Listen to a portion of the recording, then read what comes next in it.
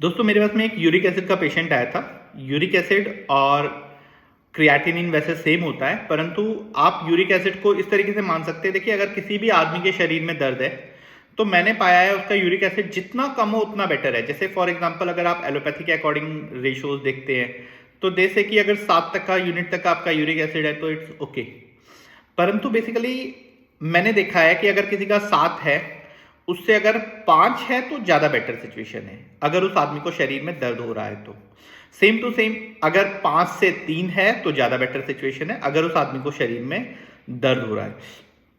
क्योंकि बेसिकली क्या होता है दोस्तों, ये जो यूरिक एसिड होता है ये क्रिस्टल्स के फॉर्म में जाके हमारी हड्डियों में डिपॉजिट हो जाता है।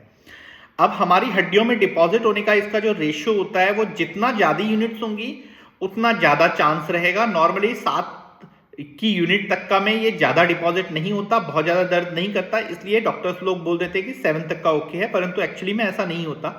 ये जितना कम हो दर्द वाले पेशेंट्स में उतना बेटर रहता है। तो इसलिए नॉर्मली हम लोग दर्द वाले पेशेंट्स को दालें जो होती हैं उनका यूज जो होता है वो मना कर देते हैं या कम करने को बोलते हैं। अब ऐसे में बहुत सारे मरीजों का शिकवा होता है कि अगर वो लोग दालें नहीं खाएंगे तो उनका यूरिक एसिड तो चलो कंट्रोल रहेगा, परंतु उनका प्रोटीन का जो कंटेंट है वो भी कम हो जाएगा बॉडी में, और एकदम लॉजिकल बात है। तो देख दोस्तों, इसमें 2-3 चीजें हैं। पहली तो बात तो ये समझिए कि जितने हम लोग बच्चे होते हैं उतना हमारी बॉडी में प्रोटीन की रिक्वायरमेंट जो होती है वो ज्यादा होती है। जब हम लोग आपको दालों के लिए मना करते हैं तो इसमें बहुत सारी दालें होती है। कुछ दालों में प्रोटीन तो लगभग सारी दालों से मिल रहा होता है, परंतु यूरिक एसिड कुछ दालों में कम होता है, कुछ दालों में बहुत ज्यादा होता है। यूरिक एसिड बढ़ाने की जो क्षमता होती है दालों की वो प्यूरिन की वजह से होती है। अब प्यूरिन कंटेंट जिन दालों में बहुत ज्यादा कम होता है उन दालों में से नाम आता है, एक आता है मूंग की दाल का, उससे थोड़ा सा ज्यादा होता है मसूर की दाल का, उससे थोड़ा सा ज्यादा होता है अरहर की दाल का। इस तरीके से आगे चलता रहता है, अरहर जिसको आप लोग तुअर भी बोलते हैं। लेकिन हम लोग इन चीजों को बिल्कुल यूज करने से मना कर देते हैं। इसका कारण क्या है? देखिए, अगर आप किसी भी आदमी को यूरिक एसिड है तो उसको एक दिन में अपनी जो प्यूरिन की जो इनटेक होती है वो नॉर्मली 150 से कम कम रखने की कोशिश करनी चाहिए।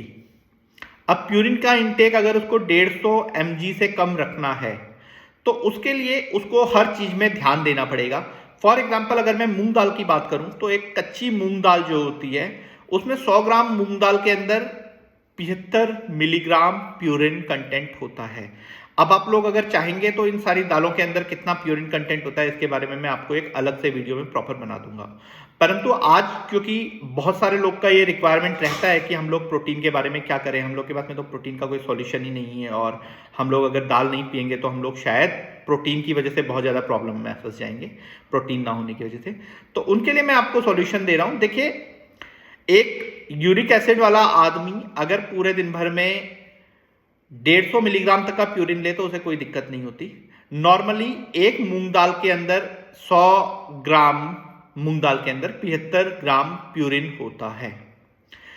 हमारे साथ में प्रॉब्लम क्या होती है, जब हम लोग इस दाल को बनाने लगते हैं, अगर हम लोगों ने उससे पहले धुली हुई मूंग की दाल जो है उसको गर्म पानी में भिगा दिया 2 से 3 घंटे, तो हम लोग उसका प्यूरिन कंटेंट जो होता है वो आधे पे ले आते हैं, बशर्ते हमने जो भीगी हुई दाल का जो पानी था उसको हमने फेंक दिया।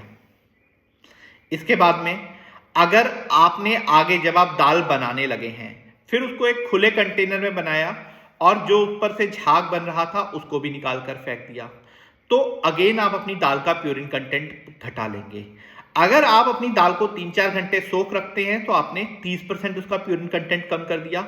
अगर आपने अपनी दाल को का ऊपर का झाग जो था उसको हटाया मूंग दाल का, तो आपने 20% और कम कर दिया। अब नॉर्मली आपकी एक जो दाल है, जो एक कटोरी जो दाल बनी, जो 100 ग्राम से दाल बनी, जो कि लगभग आप 150-200 ml दाल, 150 ml तक का दाल समझ सकते हैं, उसके अंदर मोस्ट प्रोबेबली 40 मिलीग्राम तक का लगभग प्रोटीन रह गया, प्यूरिन कंटेंट रह गया। अब जो उसके अंदर प्यूरिन कंटेंट रह गया है उसके जो प्रोटीन कंटेंट है वो उस लेवल तक नहीं गिरे, प्रोटीन कंटेंट वहीं के वहीं है। लेकिन प्यूरिन को आप लोग आम की भाषा आम भी समझ सकते हैं, या आप ये भी समझ सकते हैं कि प्यूरिन ही वो चीज है जिसकी वजह से आपका यूरिक एसिड बढ़ेगा। एक्चुअली में प्रोटीन प्रॉब्लम नहीं था, एक्चुअली में ना पचने वाला प्रोटीन प्रॉब्लम था। और ये प्यूरिन जो था ये आपके अंदर उसकी मात्रा को बढ़ाएगा, यूरिक एसिड की मात्रा को। तो आप लोगों को क्या करना है, जब भी आप मूंग की दाल बना रहे हो उसको गर्म पानी में भिगा लीजिए, उसका जो ऊपर वाला पानी जो है उसे फेंक दीजिए 3-4 घंटे भिगाने के बाद में। उसके बाद में उसे खुले बर्तन में बनाइए, उसको प्रेशर कुकर के अंदर मत बनाइए। और खुले बर्तन में बनाने में भी जो ऊपर से झाग जैसा निकल रहा होता है, जो जब हम दाल उबाल रहे होते तब बनता है, उसको आप निकाल कर फेंक दीजिए। इसके अलावा उस दाल के अंदर लहसुन और अदरक वगैरह डालेंगे तो आप अदरक के रूप में ऐसी चीज डाल रहे हैं जो आपकी बॉडी से प्यूरिन को हटाने में आपकी किडनी को मदद करेगा। ये सारी की सारी चीजें आप लोग कर रहे होंगे तो आप देखेंगे कि आप जो मूंग की दाल खा रहे हैं वो आपके यूरिक एसिड को नहीं बढ़ाएगी, वो आपकी बॉडी के दर्द को नहीं बढ़ाएगी। इसके अलावा मैं दालें क्रिएटिनिन वाले पेशेंट्स को भी मना करता हूं, जिन लोग का क्रिएटिनिन बढ़ जाता है। जो लोग कुछ मेरे पास में आते हैं जिनकी किडनी की समस्याएं होती हैं, जिनको क्रिएटिनिन की प्रॉब्लम होती है, वो सारे लोगों को भी मैं दालें मना करता हूं। वो लोग भी इस तरीके से मूंग की दाल इस्तेमाल कर सकते हैं।